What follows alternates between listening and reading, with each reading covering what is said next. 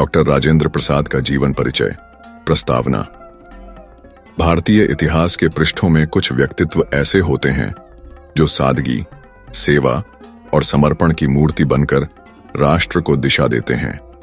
Doctor Rajendra Prasad ऐसे ही महान व्यक्तित्व थे जिन्होंने स्वतंत्रता संग्राम से लेकर भारतीय गणराज्य की स्थापना तक हर मोर्चे पर निष्ठा, संयम और कर्तव्य परायणता का अनुपम उदाहरण प्रस्तुत किया। वे केवल भारत के प्रथम राष्ट्रपति नहीं थे, बल्कि वे राष्ट्र की आत्मा और लोकतंत्र के सजग प्रहरी थे। उनका जीवन एक ऐसे व्यक्ति की गाथा है जिसने उच्च शिक्षा प्राप्त करने के बावजूद देश सेवा को ही अपना धर्म माना। वे गांधी जी के विचारों से प्रभावित होकर आजादी की लड़ाई में कूद पड़े और कई बार जेल गए, लेकिन कभी सिद्धांतों से समझौता नहीं किया। यह प्रस्तावना हमें डॉक्टर राजेंद्र प्रसाद के त्यागमयी, विद्वतापूर्ण और राष्ट्रभक्ति से ओतप्रोत जीवन की ओर ले जाती है, जिससे प्रेरणा लेकर हम भी कर्तव्य, सच्चाई और सेवा के मार्ग पर अग्रसर हो सकें। डॉक्टर राजेंद्र प्रसाद सन 1947 में अपना भारत स्वतंत्र हुआ। प्रतिवर्ष 15 अगस्त को आप सब एकत्रित होते हैं, राष्ट्रध्वज को प्रणाम करते हैं और राष्ट्रगीत जन गण मन गाते हैं। ये हमारा स्वतंत्रता दिवस है। स्वतंत्रता हमें आसानी से नहीं मिली। उसे प्राप्त करने के लिए अंग्रेजों के साथ 100 साल तक संघर्ष करना पड़ा। महाभारत की कथा के समान ही हमारी स्वतंत्रता की लड़ाई की कथा भी बहुत बड़ी है। सैकड़ों महान नेता और साहसी वीर बड़ी बहादुरी के साथ लड़े। उन्होंने देश पर अपना सर्वस्व न्यौछावर किया, जेलों में गए और अपने प्राण भी दिए। ये सारी एक रोमहर्षक कहानी है। महाभारत में युधिष्ठिर को अजात शत्रु कहा गया है। अजात शत्रु वो होता है जिसका कोई भी शत्रु ना हो। हमारे स्वातंत्र्य संघर्ष में भी एक अजात शत्रु था। ठीक युधिष्ठिर के समान ही न्यायी, शिष्ट, भगवान से डरने वाला, आत्म बलिदान की तत्परता रखने वाला और बुद्धिमान। उसका नाम है राजेंद्र प्रसाद। अपने करोड़ों देशवासियों का लाडला राजेंद्र बाबू, भारतीय गणराज्य का सर्वप्रथम अध्यक्ष, राष्ट्रपति। ग्रामीण बालक। उत्तर भारत के बिहार राज्य के सारण नामक जिले में एक गांव है। उसे झीरा देवी कहते हैं। उस गांव में महादेव सहाय नामक एक किसान रहता था। महादेव की 3 लड़कियां थीं और 2 लड़के। बड़े लड़के का नाम महेंद्र प्रसाद था, छोटे का नाम था राजेंद्र प्रसाद। राजेंद्र का जन्म 3 दिसंबर 1884 को हुआ। उनकी मां का शुभ नाम था कमलेश्वरी। राजेंद्र के पिता संस्कृत और फारसी के विद्वान थे। कुश्ती और बागवानी में वे कुशल थे। वैद्यक शास्त्र का भी कुछ ज्ञान था उन्हें। राजेंद्र की मां बड़े भक्तिभाव के साथ पूजा पाठ तथा व्रत उपवास किया करती थी। वे अपने बच्चों को रामायण और महाभारत की कथाएं सुनाया करती, ठीक उसी तरह जिस तरह जीजाबाई अपने पुत्र शिवाजी को सुनाया करती थी। गांव के लोग रामनवमी, कृष्ण जन्माष्टमी, अनंत चतुर्दशी, होली, दशहरा और दीपावली जैसे त्योहार बड़े उत्साह से मनाया करते थे। इसके अतिरिक्त हरिदास लोग भारतीय महाकाव्यों तथा पुराणों पर कथा, कीर्तन, प्रवचन किया करती हैं। राजेंद्र उन सभी को बड़े भक्तिभाव से सुना करता। इसके परिणाम स्वरूप उसके हृदय में भारतीय संस्कृति, इतिहास और महाकाव्यों के प्रति बड़ी श्रद्धा का निर्माण हुआ। राजेंद्र की मां की मृत्यु के बाद उसकी विधवा चाची उसका और उसके भाई बहनों का लालन पालन करने लगी। इन बच्चों की दृष्टि से वे उनकी दूसरी मां बनी। घर की सारी देखभाल भी वे ही किया करती। बड़े भैया महेंद्र बाकी के सब काम करते थे, इसलिए राजेंद्र को कोई तकलीफ नहीं थी। पिताजी के देहावसान के पश्चात महेंद्र उस परिवार के दूसरे पिता बने। उस गांव के मौलवी साहब ने बालक राजेंद्र को अक्षर ज्ञान कराया।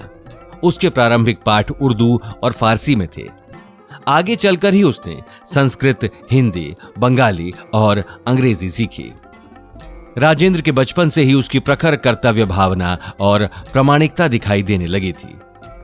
बड़ा शांत और सच्चा था वो। एक बालक होते हुए भी दूसरों के लिए बड़ा कृपालु था वो। बालक राजेंद्र बड़ा बुद्धिमान और अध्यवसायी भी था। अपने कड़े परिश्रम के बल पर उसने स्कूल में डबल प्रमोशन प्राप्त किया। उसके मुख्य अध्यापक ने बताया, तुम परीक्षा में प्रथम रहे हो, अतः तुम्हें एक डबल प्रमोशन मिलेगा। इससे राजेंद्र को खुशी अवश्य हुई, किंतु उसने नम्रतापूर्वक उत्तर दिया, इस बारे में अपने भैया की सलाह लेकर ही बता सकूंगा गुरुजी। मुख्य अध्यापक जी मुस्कुराए और उन्होंने राजेंद्र को सीधे 2 कक्षाओं के ऊपर भिजवा दिया। मैट्रिक की परीक्षा में, जिसे आजकल एसएससी परीक्षा कहते हैं, गांव का यह बालक राजेंद्र केवल गांव के स्कूल में ही नहीं अपितु पूरी कलकत्ता यूनिवर्सिटी में प्रथम रहा। उस समय की प्रथा के अनुसार 13 वर्ष का होते ही राजेंद्र का विवाह कर दिया गया। उसकी पत्नी का नाम था राजबंसी देवी। बारात बड़ी शानदार थी। विवाह समारोह में राजेंद्र ने घोड़े और हाथी की सवारी की। ग्रामीण बालक द्वारा शहरी बालकों का नेतृत्व। मैट्रिक की परीक्षा में उत्तीर्ण होने के बाद अपनी पढ़ाई चालू रखने के लिए राजेंद्र कलकत्ता गया। कलकत्ता भारत का सबसे बड़ा नगर था, अतः गांव का शर्मीला बालक राजेंद्र उस विशाल नगर में पूरी तरह संभ्रम में पड़ गया। उसके गांव के शिक्षक रसिक लाल ने उसे पहले ही सावधान करते हुए कह दिया था, कलकत्ता एक बड़ा शहर है, अपने पास के रुपयों पैसों का ख्याल रखो और मन लगाकर पढ़ाई करो। राजेंद्र ने इन सूचनाओं का प्रामाणिकता से पालन किया। उसने कड़ा परिश्रम किया। उसके शिक्षक भी बड़े अच्छे थे, किंतु राजेंद्र की पढ़ाई के लिए पैसा कहां था। उसके बड़े भाई भी पढ़ते थे, अतः घर से जितना धन उन्हें मिलता वो उन दोनों के लिए कम पड़ता था। सौभाग्य से कॉलेज ने राजेंद्र को छात्रवृत्ति मंजूर की। तब छात्रवृत्ति के पैसों से दोनों भाइयों ने एक कमरा किराए पर लिया। अपनी बीए की परीक्षा में भी राजेंद्र पहले नंबर से पास हुआ। इस समय तक भारत की आजादी की लड़ाई शुरू हो चुकी थी। राजेंद्र पर उसका गहरा प्रभाव पड़ा। उन दिनों हर बुद्धिमान बालक का उद्देश्य रहा करता, इंडियन सिविल सर्विस की परीक्षा उत्तीर्ण कर ब्रिटिश सरकार का बड़ा अधिकारी बनना। राजेंद्र का उद्देश्य भी यही था। इस परीक्षा के लिए उसे लंदन जाना पड़ता। उसके भाई, मित्र तथा शिक्षकों ने आग्रह किया कि वो लंदन जावे। उन्होंने किसी तरह आवश्यक धन भी जुटा लिया, परंतु राजेंद्र को विश्वास नहीं था कि उसके पालक उसे लंदन जाने की अनुमति देंगे। उसके पिताजी बीमार थे, इसलिए उसने गुप्त रूप से जाने की तैयारी की। किंतु शीघ्र ही घर वालों को इसका पता चल गया। उन्होंने राजेंद्र से कहा कि वो उन्हें छोड़कर दूर विदेश में न जाए, इसलिए लंदन जाने की योजना रद्द कर दी गई। राजेंद्र किसी के भी दिल को दुखाना नहीं चाहता था। युवा राजेंद्र तब एमए की पढ़ाई करने के लिए कलकत्ता लौटा। इस बीच मलेरिया बुखार के शिकार बने। राजेंद्र का स्वास्थ्य अच्छा नहीं था, फिर भी उसने एमए की परीक्षा उत्तीर्ण की। राजेंद्र कानून की परीक्षा में भी पास हुआ। राजेंद्र के लिए परीक्षाओं में सफलता प्राप्त करना उतना ही सरल था जितना कि पानी पीना। हर परीक्षा में वो सर्वप्रथम रहा। अभी तक परीक्षाओं में ऊंचे क्रमांकों पर केवल बंगाली छात्र ही रहा करते थे, परंतु बिहार के इस ग्रामीण युवक ने उन पर मात कर दी। वकील और प्राध्यापक। अब राजेंद्र एमए था और कानून की भी उपाधि प्राप्त थी। उसके पिताजी गुजर चुके थे। राजेंद्र अपने जीवन के दूसरे कदम की बात सोच रहा था। उन्हीं दिनों भारत के महान नेता श्री गोपाल कृष्ण गोखले कलकत्ता पहुंचे। वे बहुत ही आदरणीय और देशभक्त गांधी जी के गुरु थे। वे चाहते थे कि वे अपने देश की निस्वार्थ सेवा करने के लिए बुद्धिमान युवकों का एक दल गठित किया जाए। उन्हें राजेंद्र की प्रतिभाशाली जीवन वृत्ति का पता चला था, इसलिए उन्होंने उसे मिलने के लिए बुलाया। वे बोले, सर्वेंट्स ऑफ इंडिया सोसाइटी को आप जैसे युवकों की जरूरत है। इस सोसाइटी का सदस्य बनने के लिए राजेंद्र भी उत्सुक था, किंतु उसने श्री गोखले को बताया कि अपने घर वालों की राय जाने बिना वो कोई भी निर्णय नहीं लेगा। उस समय उसके गांव का परिवार संकट में था, अतः उसके भाई बहन ने सलाह दी कि सोसाइटी का सदस्य न बनकर वो अपनी वकालत शुरू करे। इससे राजेंद्र को बड़ी निराशा हुई। उसे सोसाइटी का सदस्य बनने की अपनी महत्वाकांक्षा छोड़ देनी पड़ी। राजेंद्र ने सुप्रसिद्ध वकील खान बहादुर शमसुल हुदा के मार्गदर्शन में वकालत शुरू की। वो पूरा दिन वकील के कार्यालय में काम किया करता, साथ ही मास्टर ऑफ लॉ की उपाधि प्राप्त करने के लिए भी उसने अध्ययन प्रारंभ किया। इस प्रकार कठिन परिश्रम और कार्यकुशलता के बल पर राजेंद्र ने अपने मार्गदर्शक श्री शमसुल की प्रशंसा प्राप्त की। राजेंद्र के पास धन नहीं था, वो अपने लिए बड़े लोगों के प्रभाव का उपयोग भी नहीं कर सकता था। उसके पास थी केवल योग्यता, कठिन परिश्रम के प्रति श्रद्धा, बुद्धिमत्ता और ईमानदारी। यही उसकी पूंजी थे। उसने ज्यादा से ज्यादा कठिन परिश्रम करते हुए अदालतों में अच्छा नाम कमाया। उसकी दृष्टि में केवल धन ही महत्वपूर्ण नहीं था, अतः राजेंद्र ईमानदार मुवक्किलों के ही मामले लिया करता। होते करते कलकत्ता यूनिवर्सिटी के सुप्रसिद्ध वाइस चांसलर श्री आशुतोष मुखर्जी की दृष्टि इस बुद्धिमान और प्रामाणिक युवा वकील पर पड़ी। उन्होंने उसके कार्य की सराहना करते हुए उसे प्रोफेसर के पद पर लॉ कॉलेज में नियुक्त किया। बिहार के बंगाल से विभक्त किए जाने पर अदालतें और कार्यालय नए राज्य की राजधानी पटना में ले जाए गए। तब राजेंद्र भी पटना आया। उसने अपने परिवार वालों को वहीं पर बुला लिया और वकालत चालू रखी। इससे वो काफी धन कमाता, परंतु दूसरों की मदद करने में उदारता पूर्वक खर्च भी किया करता। इस प्रकार राजेंद्र का जीवन क्रम कुछ काल तक अच्छी तरह चलता रहा। उसका व्यवसाय पूरी तरह जम चुका था और वो सुखी था। किंतु शीघ्र ही देश की पुकार तथा जनसेवा की भावना बलवती हुई। गांधी जी द्वारा छेड़े गए सत्याग्रह की लहर देशव्यापी हो उठी। राजेंद्र स्वराज्य आंदोलन की ओर आकर्षित हुआ। इससे उसका जीवन ही बदल गया। उसने अपनी मातृभूमि के लिए जीने का व्रत लिया। सेवा के पथ पर सन 1906 की बात है। इंडियन नेशनल कांग्रेस के अधिवेशन का कलकत्ता में आयोजन हुआ। महान देशभक्त श्री दादा भाई नौरोजी अध्यक्ष थे। राजेंद्र ने इस अधिवेशन में स्वयं सेवक के रूप में भाग लिया। एक स्वयं सेवक की साधारण पोशाक धारण कर ये बड़ा वकील अधिवेशन के मुख्य द्वार पर खड़ा था। वहां राजेंद्र पूरे समय तक रहा। इसके बाद कांग्रेस तथा स्वातंत्र्य संग्राम के प्रति राजेंद्र का रुझान दिन प्रतिदिन बढ़ता ही गया। अंततः सन 1911 में राजेंद्र ने कांग्रेस में प्रवेश किया। एक बार सरकार ने पटना में विश्वविद्यालय की स्थापना करने के लिए कानून बनाया। यह कानून जनता के लिए असुविधाजनक था, छात्रों के लिए भी वो लाभप्रद नहीं था। अतः राजेंद्र ने उस कानून का विरोध किया। दूसरे लोग भी राजेंद्र का समर्थन करने के लिए आगे आए। इस प्रकार राजेंद्र के विरोध ने शीघ्र ही एक आंदोलन का रूप धारण कर लिया। तब विवश होकर सरकार को वो कानून रद्द करना पड़ा। राजेंद्र की यह पहली ही जनसेवा थी और उसमें सफलता ने उसके चरण चूमे। गंगा और सरयू जैसी बड़ी नदियां बिहार में बहती हैं। कभी कभी उनमें बाढ़ आने पर वे नगरों और गांवों को उजाड़ देती हैं। सन 1914 में यही हुआ। सभी ओर जल प्रलय जैसा दृश्य था। विशाल भूभाग की फसलें, अनाजों के भंडार और सैकड़ों पशु पानी से नष्ट हुए। बिहार की जनता को भीषण हानि उठानी पड़ी। लोगों के कष्टों का समाचार मिलते ही राजेंद्र ने दूसरे सभी काम बंद कर दिए। उसने कुछ छात्रों को इकट्ठा करते हुए उनका एक दल बनाया। इस दल के लोगों ने दान के रूप में अनाज, कपड़े और धन एकत्रित किया और नाव द्वारा गांव-गांव घूमकर उन्होंने जरूरतमंदों और गरीबों में बांटा। इस प्रकार राजेंद्र की जनसेवा के इतिहास का शुभारंभ हुआ। बड़ी राजनैतिक अशांति के वर्ष थे वे। लोकमान्य तिलक, गोखले तथा लाला लाजपत राय जैसे महान नेता देश भर में घूम घूम कर लोगों को स्वातंत्र्य संग्राम में भाग लेने हेतु प्रोत्साहित किया करते थे। इससे ब्रिटिश सरकार भयातुर हो उठी थी। कांग्रेस ने जनता का प्रतिनिधित्व स्वीकार किया था। सन 1916 में कांग्रेस ने अपना अधिवेशन लखनऊ में आयोजित किया। उसमें राजेंद्र ने बिहार के प्रतिनिधि के रूप में भाग लिया। महात्मा गांधी भी उस अधिवेशन के लिए आए थे। उनके द्वारा दक्षिण अफ्रीका में गोरों के खिलाफ छेड़े गए अभियान में वे विजयी थे। राजेंद्र ने गांधी जी को यहां पहली बार देखा और वो भी कुछ दूरी से ही। गांधी जी चंपारण आए।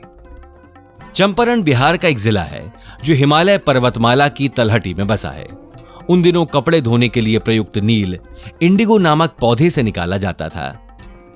चंपारण में इंडिगो की खेती बहुत बड़े पैमाने पर हुआ करती थी। ये एक लाभप्रद फसल थी। ब्रिटिश पूंजीपतियों ने वहां के किसानों से उनके खेत खरीद लिए। फिर उन्होंने खेतों में काम करने वाले मजदूरों को काम पर से हटाना शुरू किया। इस प्रकार खेत और मजदूर दोनों से वंचित करने वाले ब्रिटिश भूस्वामियों पर किसान नाराज थे। उन दोनों के बीच का झगड़ा बढ़ने लगा। झगड़े का समाचार गांधी जी तक पहुंचा, इसलिए वे तुरंत चंपारण आए। मोतिहारी पहुंचते ही गांधी जी ने नील के बागीचों में काम करने वाले मजदूरों की शिकायतों की जांच पड़ताल शुरू कर दी। इससे गोरे जमींदार बड़े नाराज हुए, क्योंकि उन्हें भय था कि उस जांच पड़ताल से उनके व्यवहार के बारे में कठोर सत्य प्रकट होगा। इसलिए उन्होंने गांधी जी के विरुद्ध सरकार से शिकायत की। गरीबों का जीवन। गांधी जी और कार्यकर्तागण गांव-गांव घूमे। वे हर जगह के किसानों से मिले और उन्होंने उनकी शिकायतें तथा जीवन दशा अंकित की। उन्होंने 20,000 कृषकों के बयान प्राप्त किए। गांधी जी को भारत के गांवों में रहने वाले लोगों के घोर दारिद्र्य तथा अज्ञान की जानकारी हुई। सरकार इन सारी बातों पर नजरें रखे हुए थी। उसकी स्थिति भयातुर हो उठी। जहां कहीं भी गांधी जी गए, उनकी उपस्थिति ने गरीब जनता को अभूतपूर्व साहस प्रदान किया। उसने अनुभव किया कि वास्तव में ही कोई उनकी चिंता करने वाला है। वो उनकी शिकायतें सुनेगा और उनका संरक्षक बनेगा। इससे गोरे जमींदार बड़े नाराज हुए। उन्होंने किसानों को हुक्म दिया कि वे गांधी जी के पास न जावें, परंतु हजारों कृषकों ने उनकी नाराजगी और चेतावनी की उपेक्षा की। वे गांधी जी से मिलने जाया करते और उनके साथ किए गए अन्याय तथा उनकी मुसीबतों का विवरण गांधी जी के सामने प्रस्तुत किया करते। हर रोज यही हुआ करता। राजेंद्र प्रसाद ने भी उनके दुख, दैन्य और दुर्दशा की कहानियां सुनी। उन लोगों के दारिद्र्य और उनकी समस्याओं ने राजेंद्र को बड़ा व्यथित कर दिया।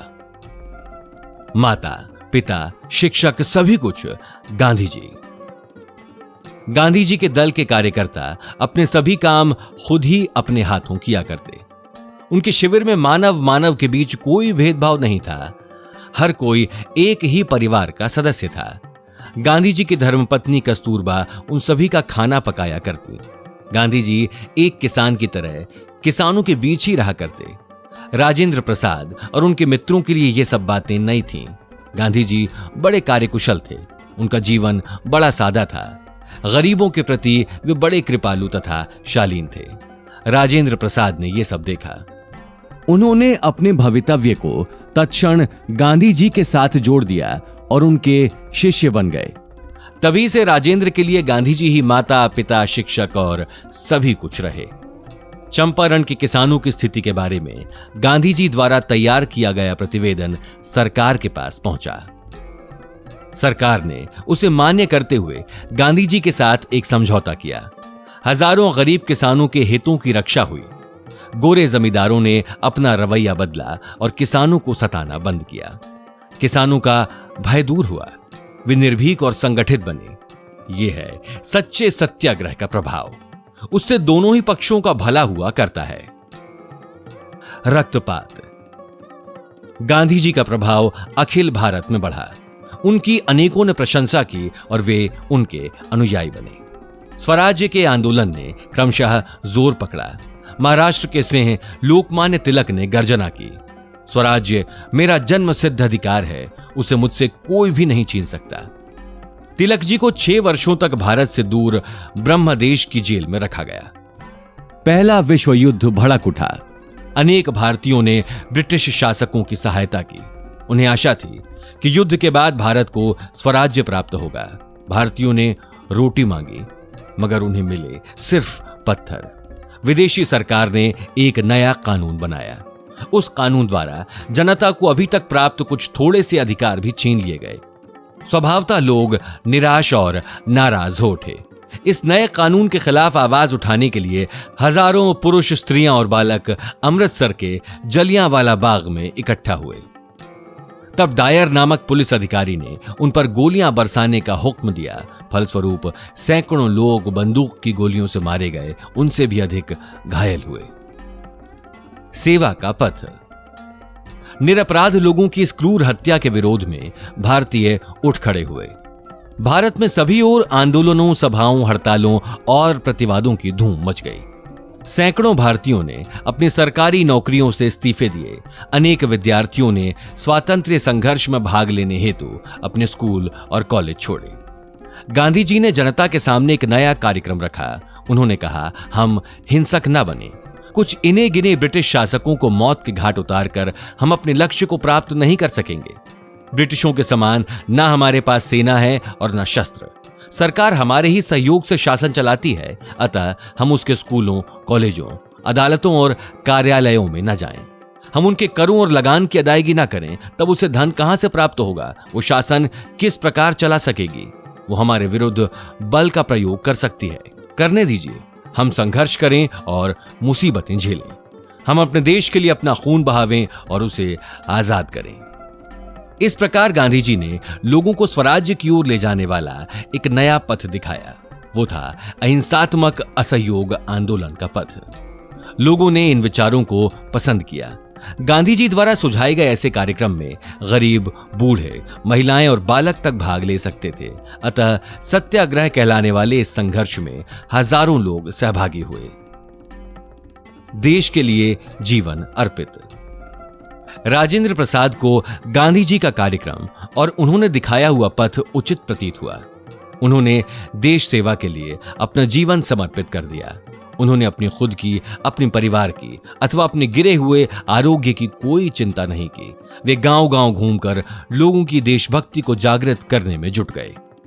गांधी जी ने वकीलों से कहा था कि वे अदालतों में न जाएं। राजेंद्र प्रसाद हजारों रुपये कमाया करते थे, किंतु उन्होंने आगा पीछा सोचने में समय न गंवाते हुए अपनी वकालत छोड़ दी। उन्होंने कुछ मामलों की पैरवी करना स्वीकार किया हुआ था। मेहनताने के रूप में कुछ पैसे भी वे ले चुके थे, इसलिए उन्होंने अपने मुवक्किलों के पैसे और मामले लौटा दिए। किंतु जब उन्होंने वकालत छोड़ी, उनके बैंक के खाते में केवल 15 रुपए थे। दूसरी जायदाद भी कोई नहीं थी उनकी। उन्होंने अपना सारा धन दूसरों की सहायता के लिए खर्च कर डाला था। चंपारण में घूमते समय राजेंद्र प्रसाद जी ने वहां के लोगों की गरीबी देखी थी, अतः उन्होंने उनकी उन्नति के लिए कुछ न कुछ करने की ठानी। उन्होंने इस उद्देश्य से तुरंत ही कार्यकर्ताओं का एक दल गठित किया। गांधी जी ने बताया कि कताई और बुनाई से गरीबों को कुछ काम धंधा मिल सकता है, इसलिए प्रसाद जी ने वो कार्यक्रम भी तुरंत हाथ में लिया। स्वातंत्र्य सैनिकों के लिए गांधी जी ने एक 18 सूत्रीय रचनात्मक कार्यक्रम भी बनाया था। राजेंद्र प्रसाद को वो पसंद आया। उन्होंने अनुभव किया कि उस कार्यक्रम से अपना देश उन्नति की ओर बढ़ेगा, अतः उन्होंने बड़ी श्रद्धा के साथ उस कार्यक्रम को चलाया। एक बार कांग्रेस का अधिवेशन कर्नाटक प्रदेश के बेलगांव में हुआ। स्वयं गांधी जी उसके अध्यक्ष थे और वे थे राजेंद्र प्रसाद, जिन्होंने वहां पहली खादी प्रदर्शनी का उद्घाटन किया। गांधी जी ने छात्रों से कहा था कि वे सरकारी स्कूल छोड़ दें, किंतु उस हालत में वे अपनी पढ़ाई की क्या व्यवस्था करें। राजेंद्र बाबू ने उनके लिए सभी जगह जनता स्कूलों की स्थापना की। उन्होंने इस उद्देश्य से बिहार में राष्ट्रीय शिक्षण समिति गठित की। एक स्कूल में वे स्वयं छात्रों को पढ़ाया करते थे। उन्होंने एक आश्रम भी खोला, उसका नाम था सदाकत आश्रम। यह आश्रम खादी और कांग्रेस के कार्य का केंद्र बना। एक मंत्री के रूप में दिल्ली जाने तक राजेंद्र प्रसाद इसी आश्रम की एक झोपड़ी में रहा करते थे। एक कैदी और कांग्रेस के नेता। उन दिनों कांग्रेस के लिए कार्य करने का अर्थ था मुसीबतों को आमंत्रण देना। जो कोई भारत माता की जय बोलता, जेल में भेज दिया जाता। कांग्रेस के सदस्यों को तो किसी भी क्षण जेल में जाने की तैयारी रखनी पड़ती थी। सन 1930 में पटना में एक आंदोलन हुआ। राजेंद्र प्रसाद पर पुलिस ने लाठियां बरसाईं। उस समय अगर उनके एक मित्र ने उनकी रक्षा ना की होती तो वे मारे ही जाते। राजेंद्र प्रसाद को गिरफ्तार कर गुप्त रूप से हजारीबाग जेल ले जाया गया। उन्हें 6 माह की जेल की सजा सुनाई गई थी। जेलों में नेताओं के खाने पीने की व्यवस्था अच्छी रहा करती, उनकी सुख सुविधा का ध्यान रखा जाता, मगर राजेंद्र प्रसाद तो गरीबों के साथ रहने वाले नेता थे, अतः उन्होंने उन सुविधाओं को अस्वीकार कर दिया। उन्होंने सूचित किया कि उनके साथ एक साधारण कैदी जैसा ही व्यवहार किया जाए। जेल जीवन में वे लिखना पढ़ना किया करते। उन्होंने रामायण और उपनिषदों का वहां अध्ययन किया। वे कताई बुनाई भी किया करते। सन 1933 में राजेंद्र बाबू को उसी जेल में फिर से 15 माह तक रखा गया। उस समय उनका स्वास्थ्य बहुत बिगड़ा, इसलिए उन्हें पटना के अस्पताल में ले जाया गया। उस बीमारी से उनका जीवित बचा रहना ही अपने आप में एक चमत्कार है। सन 42 के आंदोलन में उन्हें आखिरी बार जेल हुई। उस वर्ष की 9 अगस्त को उन्हें पुलिस ने गिरफ्तार किया। उनके आरोग्य की जांच कराने के बाद ही अधिकारियों ने उन्हें गिरफ्तार किया था। इस बार उन्हें 3 वर्ष के कारावास की सजा हुई थी। जेल जीवन की अवधि उन्होंने जिस प्रकार बिताई उसका उन्होंने स्वयं वर्णन किया है। वे लिखते हैं, पढ़ना लिखना, सूत काटना, कपड़ा बुनना, बीमार रहना, आंदोलन के बारे में लोगों से जानकारी प्राप्त करना तथा वाल्मीकि रामायण, आध्यात्म रामायण, महाभारत, भगवत गीता एवं चैतन्य चरित्र सुनना, इन सब के बीच मेरी जेल की अवधि आसानी से बीत गई। कांग्रेस के अध्यक्ष पद पर राजेंद्र प्रसाद जी उतनी ही बार रहे जितनी बार वे जेल गए थे। उन दिनों कांग्रेस का अध्यक्ष बनना बड़ा सम्मानजनक माना जाता था। अध्यक्ष के साथ राष्ट्रपति के अनुरूप आदर का व्यवहार किया जाता। सन 1934 में कांग्रेस का अधिवेशन हुआ बंबई में। हर कोई चाहता था कि उसका अध्यक्ष पद राजेंद्र बाबू स्वीकार करें, परंतु वे इसके लिए राजी नहीं हो रहे थे। आखिरकार स्वयं गांधी जी ने उन्हें इस बारे में मना लिया। राजेंद्र बाबू के बंबई पहुंचने पर उनका जोरदार स्वागत हुआ और एक विशाल जुलूस निकाला गया। एक वकील होने के कारण उन्होंने अधिवेशन का संचालन बड़ी ही सहजता से, अनुशासित ढंग से तथा सुव्यवस्थित पद्धति से किया। बाद में कांग्रेस अध्यक्ष होने के नाते उन्होंने दूर दूर तक देश का दौरा करते हुए जनता को जागृत किया। फिर राज्य विधानसभाओं के चुनाव हुए। उनमें कांग्रेस की विजय होने के कारण उस पर शासन सूत्र संभालने की जिम्मेदारी आई। ये एक बड़ा कठिन तथा उत्तरदायित्वपूर्ण कार्य था, किंतु प्रसाद जी ने उसे कुशलतापूर्वक निभाया। उस समय वे मंत्री भी बन सकते थे, मगर उन्होंने मंत्री बनने से इनकार कर दिया। वो एक कठिन परीक्षा का समय था जब राजेंद्र बाबू दूसरी बार कांग्रेस अध्यक्ष बने। कांग्रेस का अधिवेशन त्रिपुरी में था। कांग्रेस अध्यक्ष के रूप में सुभाष चंद्र बोस का यह दूसरा कार्यकाल था, किंतु दूसरे नेताओं के साथ उनकी अनबन होने के कारण उन्होंने त्यागपत्र दे दिया था। कांग्रेसियों में गंभीर मतभेद थे। बड़ी नाजुक स्थिति उत्पन्न हो चुकी थी। उस बिगड़ी हुई बात को कौन सुधार सकता था? तब अजात शत्रु प्रसाद जी का ही नाम सामने आया। इस उत्तरदायित्व से वे झिझके नहीं। उन्होंने उस काम का जिम्मा लिया। उनका स्वभाव कोमल था और साथ ही कड़ा भी। जिस समय राजेंद्र प्रसाद तीसरी बार कांग्रेस के अध्यक्ष बने, भारत स्वतंत्र हो चुका था। तब वे मंत्री भी थे। कांग्रेस को संकटों से उबारने और हालात को ठीक करने का भार एक बार फिर से उन पर आया था। जनसेवा को प्राथमिकता।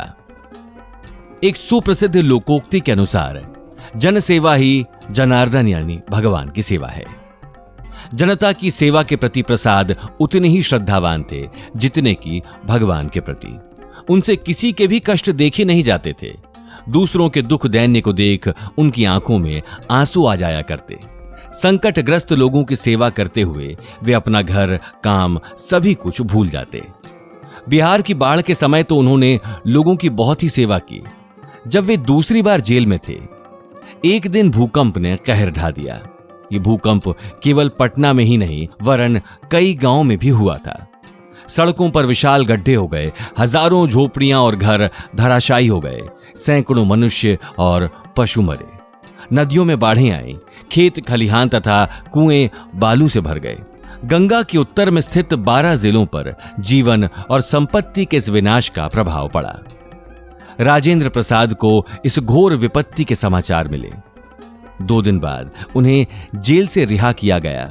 वे तुरंत उन लोगों की मदद के लिए दौड़ पड़े जिन्हें अपनी संपत्ति से, अपने अपने घरों से और अपने स्नेही संबंधियों से हाथ धोने पड़े थे। उनकी राहत का कार्य अत्यंत जरूरी था। इसलिए राजेंद्र प्रसाद ने आवश्यक कार्यकर्ता, धन, अनाज और वस्त्र जुटाकर सहायता कार्य शुरू कर दिया। डॉक्टरों ने कहा, आपका स्वास्थ्य बड़ा खराब है, आप बहुत ही कमजोर हो चुके हैं, कृपया आराम करें। अगर आप इसी प्रकार का कड़ा परिश्रम करते रहे तो आपका जीवन खतरे में पड़ जाएगा। इस पर उनका एक ही उत्तर था, मेरा आरोग्य और मेरा जीवन महत्वपूर्ण नहीं।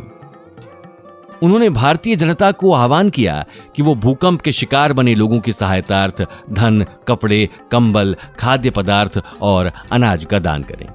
लोगों को सुविधा व सहायता पहुंचाने हेतु वे दूर दूर तक घूमे। देश के सभी भागों से बिहार के भूकंप पीड़ितों को मदद प्राप्त हुई। विपुल धनराशियां, अनाज के बोरे, कपड़े और दवाइयों के हजारों बक्से बिहार में आ पहुंचे। गांधी जी, नेहरू, सुभाष चंद्र बोस प्रभृति सभी महानुभाव बर्बाद हुए बिहार की सहायतार्थ दौड़ पड़े। प्रसाद जी ने अपनी बीमारी की उपेक्षा करते हुए कठिन परिश्रम किया। नए मकान और नई झोपड़ियां बनाई गईं, नए कुएं खोदे गए, नए शाला भवनों का निर्माण किया गया और खेतों खलिहानों में इकट्ठी हुई बालू हटाई गई। सारांश में नए गांवों और नए नगरों की पुनर्रचना की गई। इसी प्रकार का एक दूसरा प्रसंग लें। राजेंद्र प्रसाद को उनकी बहू की मृत्यु की खबर मिली। वे उसे अंतिम बार देखने हेतु रवाना हुए, परंतु उनकी यात्रा के बीच ही पटना में दंगे भड़क उठे। अनेक लोग मारे गए और कई घायल हुए। प्रसाद ने मन ही मन कहा, दूसरों की तुलना में मेरी विपत्ति की गिनती ही क्या है? क्या उसे दूसरों से अधिक महत्व दिया जाए? नहीं। इसी विचार से वे पटना में रुक गए। जहां कहीं भी दंगा हुआ वे वहां गए और उन्होंने शांति तथा मित्रता स्थापित करने हेतु अथक प्रयास किया। अपने काम के बारे में भी प्रसाद जी बड़े कड़े और अनुशासन प्रिय थे। जब वे भारत के राष्ट्रपति थे, उनकी बहन भगवती देवी का स्वर्गवास हुआ। उस दिन थी जनवरी की 25 तारीख। प्रसाद जी उन्हें अपनी मां के समान मानते थे, इसलिए उनका हृदय दुख से भरा हुआ था। किंतु दूसरे दिन थी 26 जनवरी, भारत का गणराज्य दिन, और राष्ट्रपति राजेंद्र प्रसाद को गणराज्य समारोह में उपस्थित रहना था। ये उनका कर्तव्य था। अतः उन्होंने अपने व्यक्तिगत दुख को दबा दिया। उन्होंने पूरे दिन भोजन को छुआ तक नहीं था, परंतु वे परेड के अवसर पर उपस्थित रहे। वे अंदर से कितने दुखी थे, इसका किसी को पता तक न चल सका। सायंकाल परेड के बाद उन्होंने यमुना के तट पर अपनी बहन का क्रियाकर्म किया। उसके पश्चात ही उन्होंने पानी या भोजन को छुआ। सन 1940 में ढाका, जो कि अब बांग्लादेश में है, बलवे, हत्याकांड और लूटमार की घटनाएं हुई। समाज विरोधी अपराधियों ने गांव के गांव जला डाले। प्रसाद जी वहां गए। उन्होंने स्थानीय नेताओं को बुलवाया और उन्हें उचित सलाह दी। वे उत्पात पीड़ितों से भी मिले और उन्हें सांत्वना दी। उन्होंने वहां शांति तथा एकता स्थापित की। बिहार में हुए दंगों के समय भी राजेंद्र प्रसाद ने इसी प्रकार का सेवा कार्य किया। परिवार की चिंता के लिए समय नहीं। इस प्रकार की अखंड जनसेवा के बीच प्रसाद जी को अपने बच्चों और परिवार की ओर ध्यान देने के लिए कोई समय नहीं बच पाता था। बच्चों का पालन पोषण उनके बड़े भाई महेंद्र गांव में किया करते, किंतु सन 1934 में उनकी मृत्यु हुई। राजेंद्र बाबू पर यह एक बड़ा आघात था। उन पर गहरा दुख छा गया। फिर भी उन पर अपने बड़े परिवार की देखभाल की जिम्मेदारी थी। उन्होंने अपना सारा समय और अपनी सारी शक्ति जनसेवा के लिए समर्पित की। इसलिए उनके द्वारा खुद के परिवार की उपेक्षा हुई। उन पर 60-70 हजार रुपयों के भारी कर्ज का बोझ भी लद चुका था। इसलिए उन्हें अपने भाई की मृत्यु से ऐसा लगा मानो उनके सिर पर मुसीबत का पहाड़ टूट पड़ा हो। यह बात उस समय की है जब उन्हें बंबई में होने वाले कांग्रेस अधिवेशन का अध्यक्ष मनोनीत किया गया था। अतः राजेंद्र बाबू ने युक्तिवाद किया, मुझे अपने परिवार का उचित प्रबंध करना जरूरी है, मैं अध्यक्ष नहीं बनना चाहता। तब श्री जमुना लाल बजाज नामक एक श्रीमान भद्र पुरुष ने उनका सारा कर्ज चुकता करने का वचन दिया। केवल राजनीति ही राजेंद्र प्रसाद का कार्यक्षेत्र नहीं था। खादी को प्रोत्साहन, हिंदी भाषा के अध्ययन का प्रचार, किसानों की समस्याएं, श्रमिकों का कल्याण, विश्वविद्यालय का काम, पटना की महानगर पालिका की अध्यक्षता, स्कूल में पढ़ाना आदि अनेक कामों के लिए उन्हें समय देना पड़ता था। इन कामों में अपनी विपुल शक्ति खर्च करने पर भी राजेंद्र प्रसाद ने कभी थकावट महसूस नहीं की, कभी कोई शिकायत नहीं की और अपना हर काम उत्तम प्रकार से पूरा किया। लंदन की यात्रा।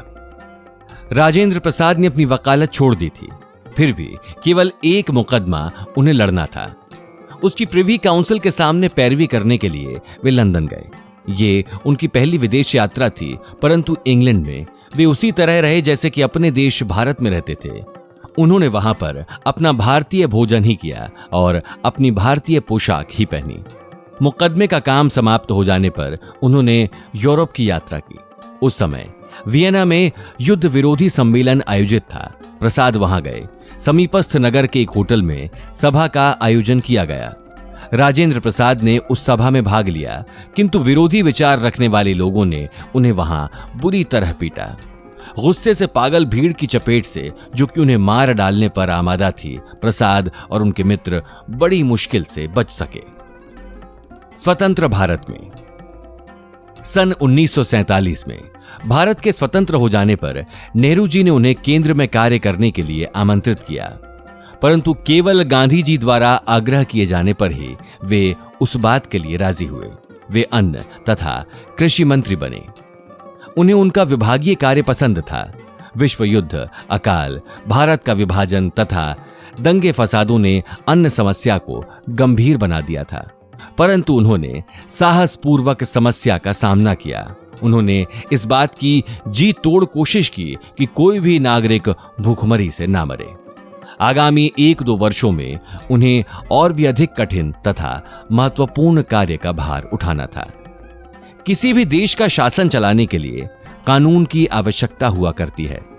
इन्हीं सब कानूनों के संकलन को संबंधित देश का संविधान कहा जाता है। संविधान बनाना एक बड़ा ही कठिन काम है।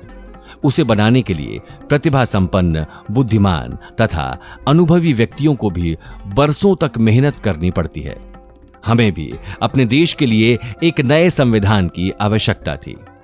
जनता ने इस काम के लिए नेताओं का चुनाव किया। उन नेताओं ने संविधान सभा का गठन किया। इस सभा में बड़े बड़े नेताओं, बुद्धिमान विशेषज्ञों तथा प्रशासकों का समावेश था। किसी भी सभा के लिए एक अध्यक्ष जरूरी हुआ करता है। सभी की इच्छा थी कि राजेंद्र प्रसाद उसके अध्यक्ष बने। देश में ऐसे कितने व्यक्ति थे जो गंभीर विवेक बुद्धि, परिपक्व अनुभव, स्वदेश सेवा तथा कानून के ज्ञान के बारे में राजेंद्र बाबू की बराबरी कर सकते। ये सभा नवंबर 1949 तक अपने कार्य में बड़ी व्यस्त रही। भारत का संविधान दुनिया का सबसे बड़ा संविधान है। अपने देश के प्रशासन का मूल आधार है ये संविधान 26 जनवरी 1950 से अपने देश में लागू किया गया। इसलिए 26 जनवरी अपना गणराज्य दिन है। भारत के सर्वप्रथम राष्ट्रपति। नवीन संविधान के अनुसार भारत को एक अध्यक्ष अथवा राष्ट्रपति की आवश्यकता थी। इस पद के लिए भी हर किसी ने राजेंद्र बाबू को ही पसंद किया, अतः वे राष्ट्रपति बने। सन 1952 और फिर 1957 में भी वे राष्ट्रपति चुने गए। इस प्रकार लगातार 12 वर्षों तक राष्ट्रपति रहकर राजेंद्र प्रसाद ने अपने देश की प्रतिष्ठा बढ़ाई। 1954 में उन्हें भारत रत्न की उपाधि से अलंकृत किया गया। राष्ट्रपति जी का कार्यालय कोई साधारण स्थान नहीं। दिल्ली का राष्ट्रपति भवन एक बहुत बड़ी इमारत है। इसमें 300 कमरे हैं। इसके चारों ओर एक अतीव सुंदर उद्यान है। राष्ट्रपति के अधीन नौकरों की एक फौज, मोटर कारों का एक बेड़ा, बहुतेरे रक्षक और सिपाही होते हैं। वे चमक दमक और वैभव से घिरे रहते हैं। किंतु एक झोपड़ी में गरीबों जैसे रहे हुए राजेंद्र बाबू को यह सब दिखावा और वैभव कैसे भा सकता था। अतः उन्होंने राष्ट्रपति भवन के केवल 2-3 कमरे ही अपने और अपने परिवार के लिए रखे। शेष सभी कमरे उन्होंने सरकारी कार्यालयों के लिए दे डाले। संविधान के अनुसार उनका वेतन था प्रतिमाह 10,000 रुपए। किंतु राजेंद्र बाबू ने सूचित किया, मेरे लिए इस वेतन का चौथाई भाग अर्थात 2,500 रुपए ही पर्याप्त हैं। इस प्रकार राष्ट्रपति के प्रासाद में रहते हुए भी उन्होंने आश्रम के समान ही सादा जीवन बिताया। राजेंद्र बाबू ने 30 वर्षों तक गांधी जी के साथ कार्य किया। जब भी कोई समस्या उपस्थित होती, वे गांधी जी की सलाह लिया करते, फिर उस पर गंभीरतापूर्वक विचार करते। उन्हें हमेशा गांधी जी की सलाह सबसे अच्छी प्रतीत हुआ करती, इसलिए वे उसी के अनुसार चलते थे। अतः एक बार गांधी जी ने विनोद पूर्वक बताया, अगर राजेंद्र बाबू को मैं 1 कप जहर पीने को कहूं तो वे उसे भी पी लेंगे। अस्मिता का पुनर्जागरण। देश स्वतंत्र हो गया, पर स्वयं अस्मिता के बिना हमारा अस्तित्व टिका नहीं रह सकता। गुजरात राज्य में 12 ज्योतिर्लिंगों में से एक सोमनाथ ज्योतिर्लिंग है। कुख्यात मुगल आक्रामक व लुटेरा मोहम्मद गजनवी ने उसे नष्ट भ्रष्ट कर लूटा था। ये अपने देश की अस्मिता पर एक धब्बा था। राष्ट्रपति बनने पर डॉक्टर राजेंद्र प्रसाद ने स्वतंत्र भारत में वीरत्व तथा अस्मिता जागरण हेतु सोमनाथ मंदिर का निर्माण अपनी देखभाल में करवाया तथा उसकी नींव का पत्थर भी शुभ मुहूर्त पर स्वयं उन्होंने ही रखा। इस कार्य से राजेंद्र बाबू भारतीय इतिहास में सदा के लिए अमर हो गए हैं। दिनांक 11 मई 1962 को राष्ट्रपति राजेंद्र प्रसाद का कार्यकाल समाप्त हुआ और उनके स्थान पर डॉक्टर राधाकृष्णन राष्ट्रपति बने। क्या आपको मालूम है, सेवानिवृत्त होने के बाद राजेंद्र बाबू कहां गए? किसी दूसरे बंगले अथवा किसी बड़े नगर में न जाते हुए वे पटना के समीप स्थित अपने पुराने सदाकत आश्रम में ही रहने के लिए गए। वे अपना देश सेवा का कार्य चालू रखना चाहते थे। 28 फरवरी 1963 को उनका स्वर्गवास हुआ। वीरोचित बलिदान। राजेंद्र बाबू का जीवन वीरोचित बलिदान की गाथा है।